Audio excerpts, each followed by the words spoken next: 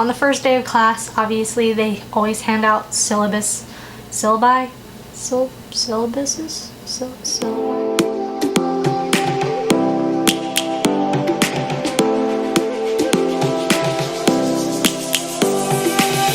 Hey, what's up you guys, it's your girl Margot here, back again with another video, and today I thought I would let you guys in on what my class load is going to be like this semester and maybe give you some tips and tricks on how I'm managing all of the stress and anxiety and all the work that comes along with all the classes that I'm taking. Let's get started.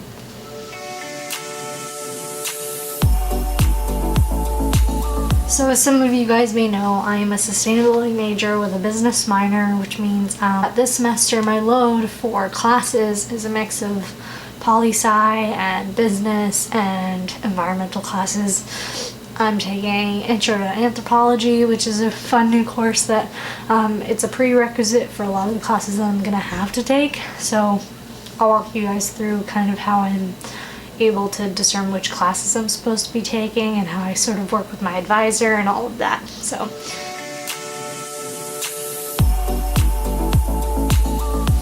tip number one is that usually I try to schedule a meeting with my advisor the semester before. So right now I'm going to be sending emails out to my advisor in like a week or so, trying to get some ideas about which classes I should be taking for next semester. Obviously you don't want to do it too early because you still want to get acquainted with all your new classes and like all the stuff that goes along with that. So getting to know your teacher, getting to know the assignments that you're going to be expected to be handing in over the next couple of weeks, all of that. And obviously there's priorities that also get involved with all of that as well. So also you want to do it a little bit ahead of time so that you have time to make changes. Obviously because it's spring semester, I'm still going to have time for that, but the thing with my major is that it's new, so I don't know what classes are going to be available to me until literally like a couple weeks before.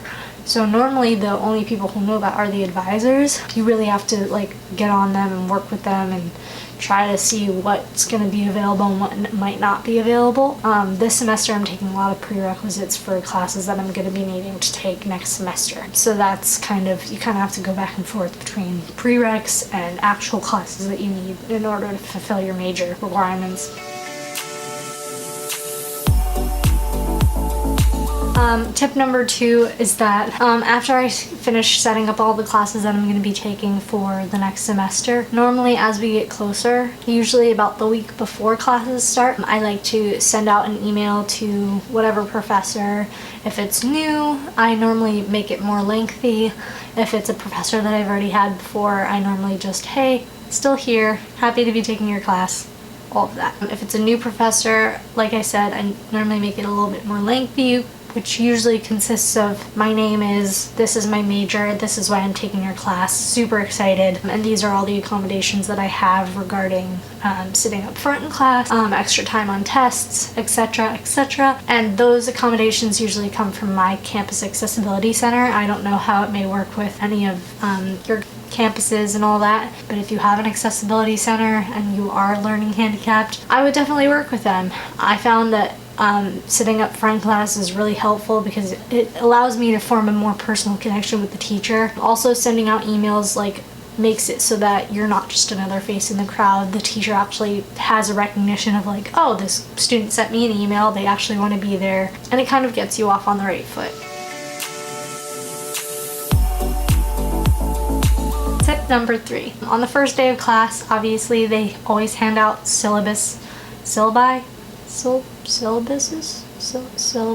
whichever one. Anyway, and I usually like to flip through whatever they hand out. Normally on one of the last pages, or the second to last page usually, they give a list of all the assignments that are going to be given out for the semester and all their due dates. So normally I like to flip through my planner and I like to just kind of get a rundown of like what's going to be when and what exactly is due and how much time do I have for each assignment. For example, for anthropology, I have 3 assignments due every week. I have a newspaper assignment, I have a reading assignment, and then I have a summarization type thing. All 3 of those assignments are due. One of them is due each class and one of them is due at the end of the week. So for those assignments, for the newspaper assignment, I have all week to do it, but at least I know that I have a certain amount of time blocked out to do that assignment. Meanwhile, for the other assignment, I know that I have to do that every Monday, Wednesday, and Friday so that I have it for the next class, and it just kind of works like that. Also, I like to write down everything from every homework assignment to the final exam dates so that nothing takes me by surprise. Normally, there's either teachers who write everything in the syllabus or nothing at all. Some teachers just put the usual sexual harassment cases and just all the policy stuff that comes along with the first day of classes, and they don't include any of the homework assignments. When you get teachers like that, traditionally I will email them every week to see or to say like, hey, I was wondering if you could give me a heads up on the assignments that are going to be due for this week, just so I know exactly how much time that I have. And normally that can either be really annoying to a teacher, or teachers actually kind of like it because they're like,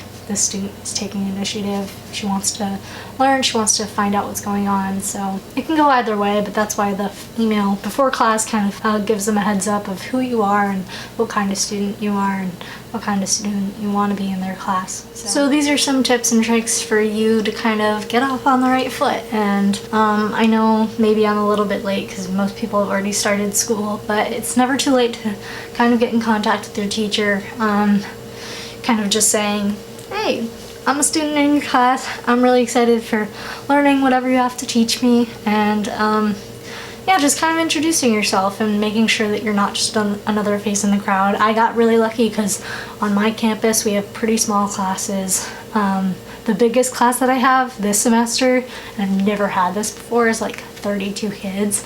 It's crazy. I've never had that many kids in my class. It's normally under 20 for me. Which is really, really fortunate because it means that I'm not just another face in the crowd and my teacher always knows my name. I know organization has always been a struggle for me, so I hope that these tips have kind of helped you out. If you enjoyed this video, please be sure to give it a thumbs up and definitely subscribe. And let me know in the comments what you want to see next, because honestly, I just came up with this video on a whim.